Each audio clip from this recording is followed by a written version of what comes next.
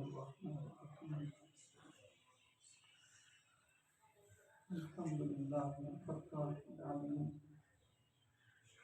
الصلاة والسلام على رحمة للعالمين وعلى آله وأصحابه أجمعين أما بعد أعوذ بالله من الشيطان الرجيم بسم الله الرحمن الرحيم لولا كفر من كل فرقة منهم طائفة ليتفقهوا في الدين ولينذروا قومهم إذا رجعوا إليهم لعلهم يحذرون صدق الله مولانا العظيم. درود پاک الصلاۃ والسلام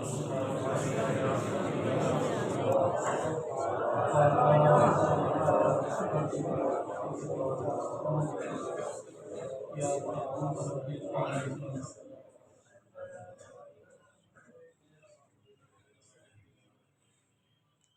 آج کی یہ بزم محفل روایتی رسمی اور رواجی محفل نہیں ہے.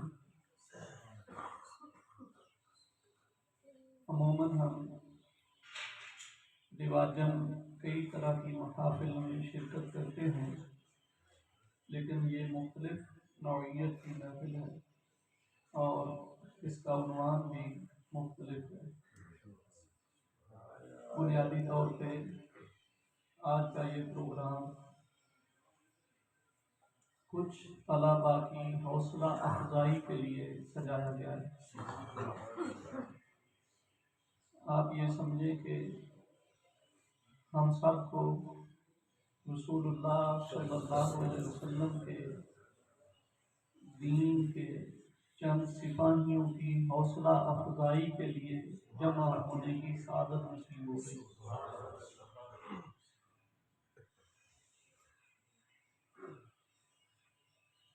ہمارے انتہائی موقر و مکرم قبلہ قاری عمر فاروق صاحب، اللہ رب العزت نے انہیں بے پناہ صلاحیتوں سے مالا مال فرما رکھا ہے. دین کے لیے ان کی خدمات اور دین کا شوق جو صرف اپنی ذات کی حد تک نہیں، بلکہ وہ لوگ کہ جنہوں نے اپنی زندگی کے چند لمحات بھی ان کے سامنے زانوِ تلمذ طے کرنے کا شرف حاصل کیا، ان تک بھی دین کی وہ محبت ان کی گھٹی میں شامل کر دینا ان کا خاصہ ہے. اس نفسا نفسی کے دور میں ایسی شخصیات اللہ کی خاص نعمت ہوتی ہیں. اسلام نے کسی کے منہ پر اس کی تعریف کرنے سے منع بھی فرمایا ہے اور ناپسند بھی فرمایا ہے، لیکن جس جگہ پر حوصلہ افزائی کرنے سے اگلے میں مزید طاقت پیدا ہو جائے، اس کے دل کو سپورٹ ملے اور وہ پہلے سے بھی بڑھ چڑھ کر کہ میرا کام میرا مشن ضائع نہیں جا رہا، اس کا کچھ آؤٹ پٹ ہے، اس بندے کی اس دور میں بالخصوص حوصلہ افزائی ہونی چاہیے. ہمارے پاس جب بچے عموماً پڑھتے ہیں، کتنے مدارس ہیں جن سے حفظ کرنے والوں بچوں کی تعداد خاصی ہوتی ہے، لیکن ان سے دین کی طرف مزید آگے کتنے نکلتے ہیں ان کی تعداد انگلیوں پہ گنی جا سکتی ہے. اس کی ایک وجہ دور کا ایسا ہونا بھی ہو سکتا ہے، لیکن بڑی وجہ استاد کا ذہن سازی نہ کرنا ہوتا. ورنہ استاد کے سامنے جب طالب علم آ جاتا ہے تو وہ اسے جہاں کھینچ کر مروڑ کر جیسی تربیت کرنا چاہے اس کے لیے ممکن ہوا کرتا ہے. یہ ہمارے لیے قابل رشک ہے اور ہمیں ان کی قدر کرنی چاہیے۔ آج کا یہ جو پروگرام ہے دینی طلباء کی حوصلہ افزائی کے لیے، اس مدرسہ سے حافظ محمد تنویر آج سے 8 سال پہلے والدین نے اس کی انگلی پکڑ کے اسے استادوں کی خدمت میں پیش کیا۔ استادوں نے اسے حفظ قرآن کروایا اور حفظ قرآن کرانے کے بعد 8 سال پہلے انگلی پکڑ کے اسے جا کے جامعہ معظمیہ چھوڑا۔ اور جیسا کہ وہ حافظ صاحب خود بتا رہے تھے، گاہے گاہے نہ صرف خبر گیری کرتے رہے بلکہ رہنمائی بھی فرماتے رہے، اور اس کے معاملات کا اتنا شاید اس کے والدین کو علم نہیں ہوگا جتنا استاد صاحب کو علم ہوگا۔ اسے کہتے ہیں دین کا شوق۔ وہ کیسے پڑھ رہا ہے، اس کو کیا مسائل ہیں، وہ کیسے چل رہا ہے، اس کے کیا معاملات ہیں، شاید والدین اتنی گہرائی میں جا کے خبر گیری نہ کرتے ہوں جتنے استاد صاحب رہنمائی بھی کرتے تھے اور اس کی حوصلہ افزائی بھی کرتے تھے۔ تو آج اللہ نے اسے منزل عطا کی۔ نبی کریم صلی اللہ علیہ وسلم نے ارشاد فرمایا، الدال علی الخیر کفاعلہ، فرمایا جو کسی کی اچھے کام کی طرف رہنمائی کر دیتا ہے اللہ اسے عمل کرنے والے بندے کا سا اجر عطا فرماتا ہے۔ آج جو بہاریں اسے نصیب ہیں ان میں ان کا حصہ میرے خیال سے سب سے زیادہ ہے۔ دوسرے حافظ محمد عباس،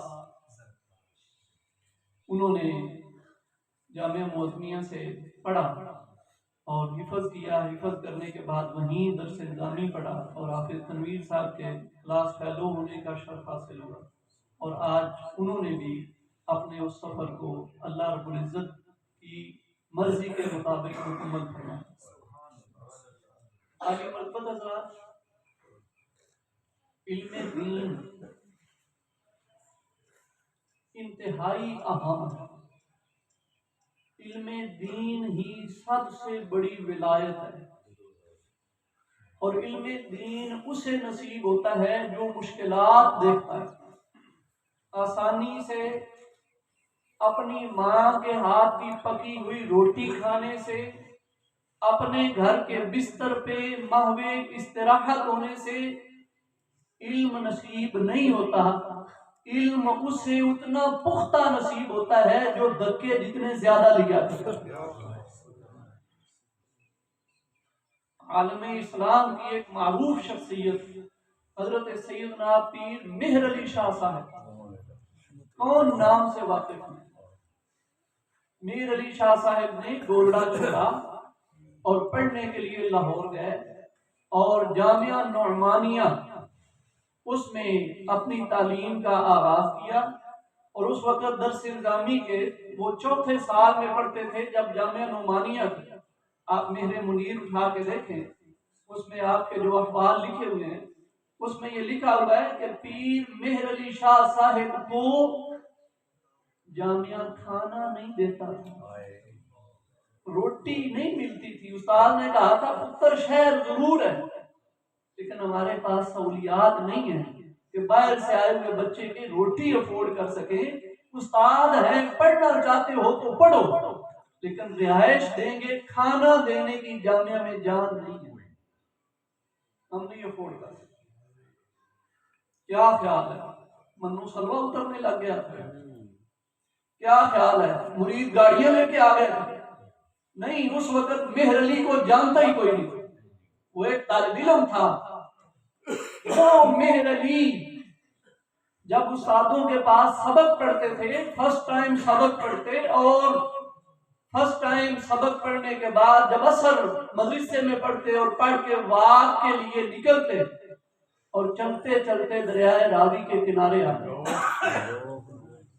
اور دریائے راوی کے کنارے آ کر کے وہاں لوگ جو سبزیاں دھوتے تھے کوئی گونگلو دھو رہا ہے، کوئی گاجر دھو رہا ہے، کوئی مولی دھو رہا ہے بیچنے کے لیے مارکیٹ میں۔ جو گونگلیاں دھوتے تھے نا سبزیاں، سبزی والے، اس کے گرے ہوئے جو باقی ہوتے تھے وہ کبھی پتے اٹھا کے پیٹ بھرتے، کبھی گاجر کھا کے پیٹ بھرتے۔ دریائے راوی کے کنارے گری ہوئی گاجریں جنہیں وہ خراب سمجھ کے پھینک لایا کرتے تھے، یہ کون لے گا؟ وہ کھا کے پیٹ بھرتے تھے، ایسے نہیں میر علی بن۔ لیکن کیفیت کیا تھی؟ وہ جب آ رہے ہوتے نا اس وقت بھی ہاتھ میں کتاب پکڑی ہوتی، آتے بھی مطالعہ، جاتے بھی مطالعہ، اور کتاب پڑھتے۔ اللہ، ایک دن ہدایہ ہاتھ میں پکڑی ہوئی ہے اور جا رہے ہیں اور نظر کتاب پہ ٹکی ہوئی ہے، راستے میں مجذوب بابا ملا، اس نے کہا مہر علی طالب علم یہ کیا پڑھ رہے ہو؟ ایسے بلا کوئی سمجھ آتی ہے؟ میں نہیں، سمجھ آنے یا نہ آنے کی بات نہیں، میں اپنے اس وقت کو بھی قیمتی بنانا چاہتا ہوں۔ اب جا کے وہ مہر علی بنے۔ صرف کرامات نہیں تھی، وہ گاجروں کے اور مولیوں کے دریا کے کنارے گرے ہوئے پتے کھائے۔ آج بھی جو بندہ یہ چاہتا ہے کہ اس کی اولاد پڑھے، صحیح پڑھے اور بندے کے بچوں کی طرح پڑھے اور اس پڑھائی کا علم وہ اسے نفع دے، اس کے لیے ضروری ہے کہ وہ اس کے اخراجات کم کرے۔ جتنا خرچہ تھوڑا دے گا اور اس کی پڑھائی پہ زور زیادہ دے گا، اتنا اللہ علم اسا نفع والا تھا۔ ہم پیچھے سے تن چاڑی ہوتی ہے، ابھی آپ کی ہاسٹل میں بیٹھا ہوا، ہمارے منہ میں روٹی ہو یا نہ ہو اس کے پاس کوئی کمی نہیں ہوگی، یہ پڑھ رہا ہے۔ جب اس دور میں ہم پیچھے سے خرچے کی فراوانی کرتے ہیں، وہ پڑھتے نہیں ہیں، پھر اس کے لچھن سارے زمانے دیکھتے ہیں۔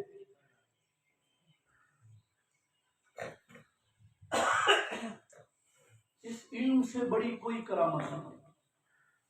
ایک محدث سیدنا یعقوب بن سعید رضی اللہ عنہ، ان کا وصال ہوا۔ وصال کے بعد ان کے کسی سنگی کو وہ خواب میں ملے۔ امام جلال الدین سیوطی لکھتے ہیں یعقوب بن سعید کے وصال کے بعد خواب میں ملے تو اس نے پوچھا حضور بتائیں کیسی گزر رہی ہے، اب قبر کی زندگی کیسی ہے، کیسے معاملات چل رہے ہیں؟ میں کیا ہونا، وارے نیارے ہو گئے، موجیں لگ گئی، کیا ہوگا؟ کہا جب میں قبر میں پہنچا نا تو اللہ نے میری ایک ڈیوٹی لگا دی ہے۔ کیا ڈیوٹی ہے؟ فرمایا رب نے فرمایا ہے دنیا میں بھی میرے نبی کا فرمان پڑھایا کرتے تھے، یہاں بھی میرے نبی کا فرمان پڑھایا کرتے تھے۔ سبحان اللہ، میں قبر میں بھی محدث ہوں، سبحان اللہ۔ لیکن ایک فرق ضرور ہے، دنیا میں جب پڑھاتا تھا تو میرے سامنے کوئی کسی غریب کا بیٹا، کوئی کسی ماڑے کا بیٹا، کوئی کسی یتیم خاندان سے تعلق رکھنے والا، کوئی کسی ماڑے خاندان کا تعلق رکھنے والا، مختلف قسم کے طلباء بیٹھے ہوتے تھے۔ لیکن یہاں جب قبر میں پہنچا ہوں، میرا پروٹوکول یہ ہے کہ میرے پاس چوتھے آسمان کے فرشتے نبی کی حدیث پڑھا کرتے ہیں۔ اللہ نے فرشتوں کو پابند کیا ہے، میں قبر سے چوتھے آسمان پہ جاتا ہوں اور نبی کے فرمان کے ترانے سنا کے آتا ہوں۔ میں آپ سے پوچھتا ہوں ایمانداری سے بتائیں، مری ہوئی چڑیا اڑا لینا بڑی کرامت ہے یا چوتھے آسمان پہ چلے جانا بڑی کرامت ہے؟ اور یہ کرامت نبی پاک صلی اللہ علیہ وسلم کا فرمان، حضور کی حدیث اور قرآن پڑھانے کے صدقے اللہ نے عطا فرمائی۔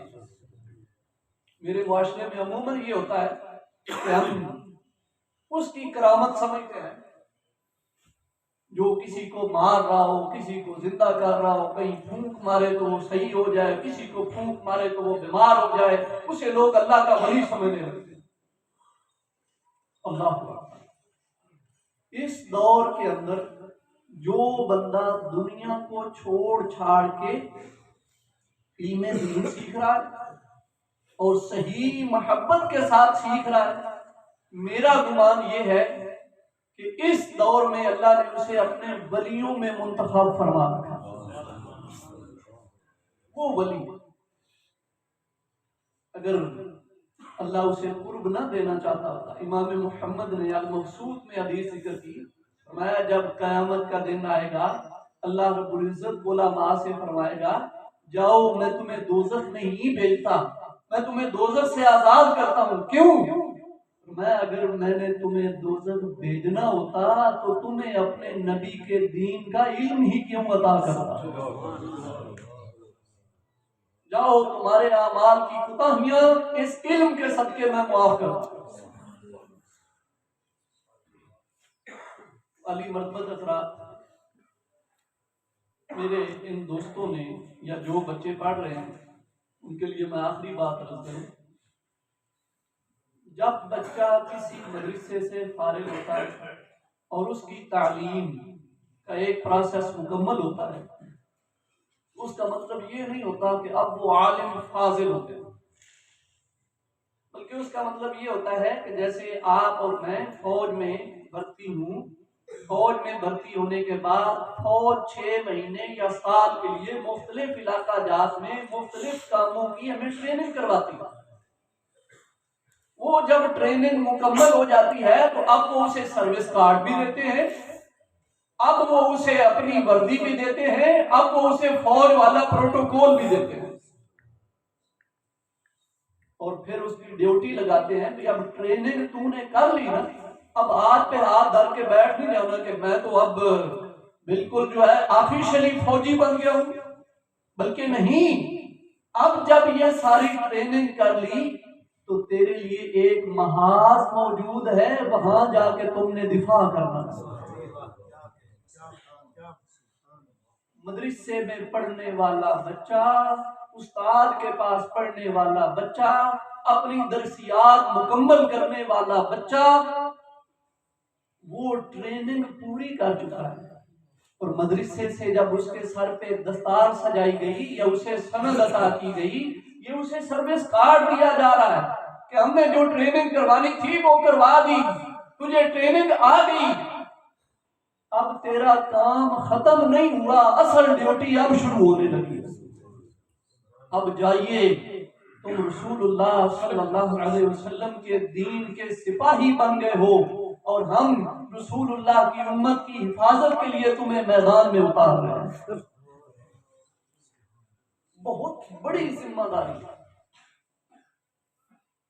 جب بندہ پڑھ رہا ہوتا ہے تو کوئی ذمہ داری نہیں، اور جب پڑھ لیتا ہے تو اصل ذمہ داری اس وقت شروع ہوتی ہے، اور وہ ذمہ داری بیوی بچوں کی نہیں، وہ گھر پالنے چلانے کی نہیں، وہ پیسے لانے کی نہیں، آپ کی اور میری ذمہ داری جب ہم پڑھ لیتے ہیں تو یہ ہوتی ہے کہ ہم نے جسٹ دین مصطفیٰ کی حفاظت کرنی ہے، نبی کے دین کی حفاظت کرنی ہے۔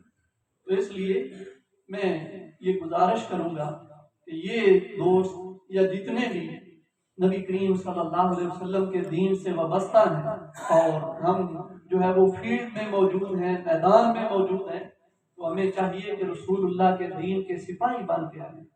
یہ سپاہی نے کبھی شکوہ کیا ہے کہ میرے ہاں ٹھنڈ زیادہ ہے، سپاہی نے کبھی شکوہ کیا ہے کہ میرے ہاں گرمی زیادہ ہے، اس نے کبھی یہ شکوہ کیا ہے کہ مجھے مرغن غذائیں بر وقت نہیں پہنچتی، وہ کوئی شکوہ نہیں کرتا، وہ کہتا ہے ڈیوٹی ہے، 2-4 سال اوکھے ہیں، یہاں گزار کے چلے جائیں گے، بعد میں کسی اچھی جگہ پہ چلے جائیں گے، ڈیوٹی ہوتی ہے، اسے ڈیوٹی سمجھ کے دینا چاہیے۔ وہ راتوں کو بھی جاگتا ہے، دن کو بھی جاگتا ہے، 12 گھنٹے، 18 گھنٹے، اور بعض اوقات 24 گھنٹے ڈیوٹیاں کرتا ہے، لیکن کوتاہی نہیں کرتا ہے۔ ہم رسول اللہ صلی اللہ علیہ وسلم کے دین کے سپاہی ہیں، تنخواہ ملے نہ ملے، محلے والے سلام لیں یا نہ لیں، کوئی سلام کرے یا نہ کرے، ہم سلام کے لیے تو پڑھے ہی نہیں، ہم پیسے کے لیے تو پڑھے ہی نہیں، ہم تنخواہ کے لیے تو پڑھے ہی نہیں، ہم پڑھے ہیں اللہ اور اس کے رسول کی رضا کے لیے۔ اور اس کو راضی کرنا ہی مطمع نظر ہونا چاہیے۔ کسی مسجد میں جگہ نہیں ملتی، اللہ نے آپ کو بیٹھک جو دی ہے، اپنے بیٹھک میں نبی کے دین کا ہوکہ دینا شروع کی۔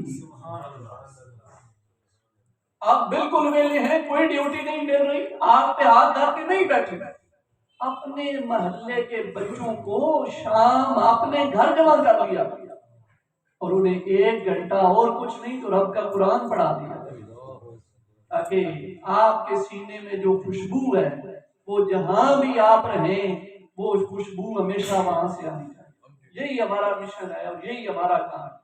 خبردار یہ مت سوچیے کہ مجھے اتنی تنخواہ ملتی ہے اور اتنی تنخواہ نہیں ملتی، فلاں کا میرے ساتھ رویہ اچھا نہیں ہے، فلاں کا اچھا ہے۔ اگر ہم نبی پاک کے دین کے خادم ہیں تو ہمیں ان چیزوں سے بالا آتا ہے، اور اگر ہم دین کے خادم نہیں ہیں، پیسے کے پجاری ہیں۔ میرے استاد اللہ کریم انہیں عمر خضری عطا فرمائے، شیخ الحدیث علامہ غلام رسول قاسمی صاحب دامت برکاتہم العالیہ، ہم جب ان کے پاس پڑھ رہے تھے تو ایک دن انتہائی گلوگیر ہو کے ایک بات ہو رہی تھی، اس میں آپ نے پتہ ہے ہمیں کیا فرمایا؟ ہمیں فرمایا پتر، دین کی خدمت کرنا اور بغیر کسی لالچ کے کرنا۔ فرمایا اگر دنیا کمانے کا شوق چڑھ جائے تو میرے پاس کوٹھی ہونی چاہیے، کار ہونی چاہیے، یہ ہونا چاہیے، وہ ہونا چاہیے۔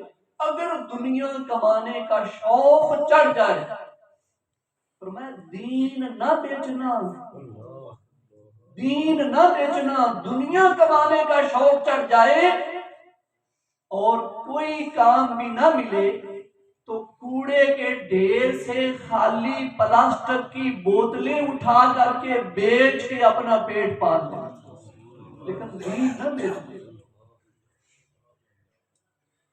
کہتے ہیں کہ اور کوئی کام نہیں مل رہا جی، تو دین کے ہم ریٹ کیوں لگوائیں؟ والی مرتبت حضرات، اس لیے اس بات کا اہتمام ہونا چاہیے، غیرت پیدا ہونی چاہیے، اور ہماری یہ غیرت کے منافی ہے، چونکہ زیادہ طبقہ علماء طلباء تشریف فرما ہے، ہماری یہ غیرت کے منافی ہے۔ ٹیوشنیں رکھی ہیں، فلاں گھر بھی پڑھانے جاتے ہیں، فلاں گھر بھی پڑھانے جاتے ہیں، فلاں گھر بھی پڑھانے جاتے ہیں۔ یہ توہین ہے دین مصطفیٰ کی، یہ توہین ہے رب کے قرآن کی، یہ توہین ہے فرمان مصطفیٰ کی۔ آپ سمندر ہیں، اپنی حیثیت نہ بھولیے۔ جس کے پاس زیادہ پیسہ ہے، ہارون الرشید نے وقت کے بادشاہ سے کہا، بادشاہ سلامت، اے میرا پتر ہے اور اسے آپ حدیث پڑھا دیں۔ خود امام بخاری کے ساتھ ایسا پیش آیا، امام بخاری سے کہا گیا، بادشاہ نے کہا کہ یہ میرا بیٹا ہے، اسے آپ حدیث پڑھائیں گے؟ میں پڑھاؤں گا، میرا تو مشن ہی ہے۔ اس نے کہا اچھا، آپ فلاں وقت سے لے کر کے فلاں وقت میں شاہی محل میں آ جانا تو میرا بیٹا موجود ہوگا، آپ پڑھا کے چلے گا۔ آپ نے کہا نہ نہ نہ نہ، تو بادشاہ ہے دنیا کا، میں بادشاہ ہوں رب کے دین کا، سبحان اللہ، میری حیثیت تو بھول رہا۔ نہ نہ نہ نہ، میں تیرے محل میں آ جاؤں سوچ بھی نہیں، پھر کیا ہے؟ آپ نے فرمایا جہاں فقیر بیٹھا ہوتا ہے فقیر وہیں رہے گا، تیرے بچے نے پڑھنا ہوا تو وہاں بھیج دے گا۔ آج ہم بھاگے ہوئے ہیں، وہ جی اردو 5,000 لگتا، وہ جی اردو 2,000 لگتا، وہ جی اتنی ٹیوشن پڑھا۔ کیا ہے یہ ٹیوشن؟ اگر آپ نے پڑھانی ہے تو کسی مسجد کا انتخاب کریں، کسی کے گھر نہ جائیں، مسجد کا انتخاب کریں، کسی مسجد میں وقت دیں۔ وہ پھر اس نے دوبارہ کہا اچھا جی میرا پتر وہاں آ جائے گا، لیکن ایک مہربانی کرنا، میرے پتر کو دوسروں سے الگ ٹائم دے دیں، میرے پتر کو الگ پڑھا دینا، باقیوں کو الگ پڑھاتے رہنا۔ آپ نے فرمایا نہیں، یہ بھی نہیں ہوگا۔ کیا ہوگا؟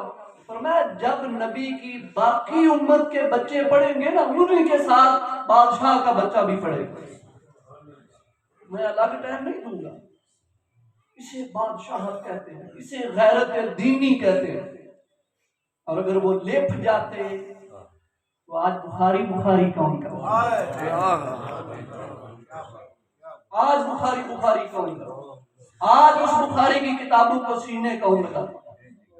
یہ غیرت پیدا کرے، اپنا مقام خود پیدا کرے۔ ہم تنخواہوں کے محتاج نہیں، ہم کسی کے لینے دینے کے محتاج نہیں، اور جو چاہے کہ میں اسے خرید لوں اس کا پیسہ، اس کا دیا ہوا اس کے منہ پہ دے مارے، اور بتائیں زمانے کو ہم تو کیا ہمارے جوتے بھی کوئی خرید نہیں سکتا۔ یہ باتیں عوامی محافل اور مجالس میں نہیں کرتا، اور نہ کرنی چاہیے، نہ عوام کے لیے ہیں۔ میرے مخاطبین صرف اور صرف علماء اور طلباء اپنے اندر غیرت پیدا کریں، اور صرف اپنی دل کی سوئی کا قبلہ گنبد خضرا بنا۔ یہ سمجھیں کہ میں نبی پاک کے دین کا وارث ہوں، اور میری ڈیوٹی نبی پاک کا دین پہنچانا ہے۔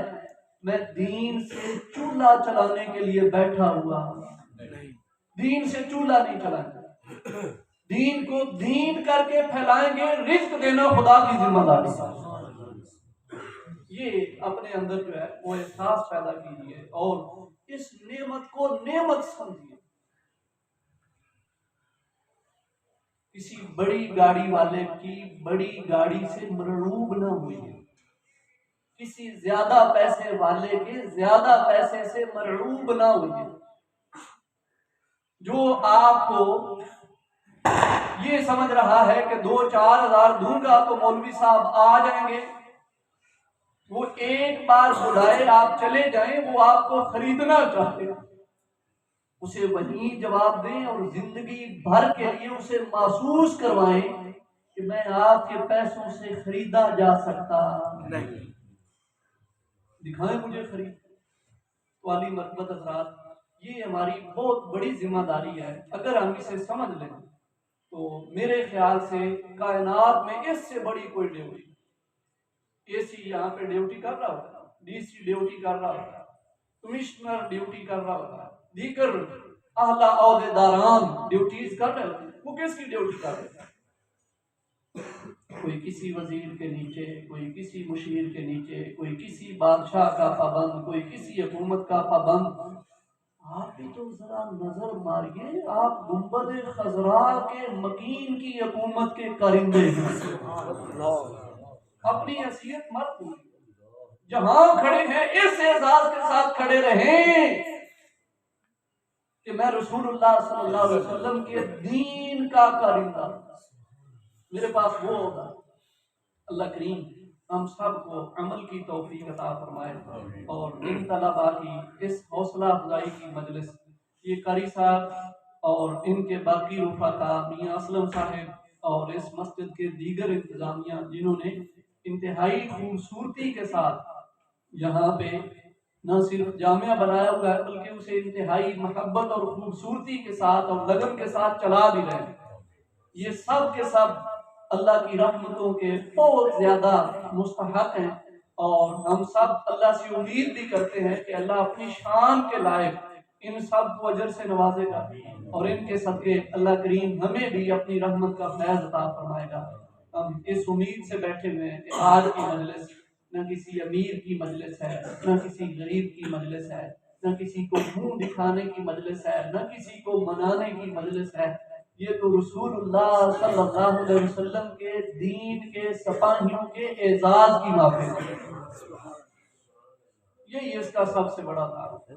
یقین جانے اس سے بڑی میرے خیال سے نہ کوئی عہدہ ہے، اور نہ ہی اس سے بڑی کوئی تقریب تشکر ہو سکتی ہے، نہ ہی تقریب حوصلہ افزائی ہو سکتی ہے۔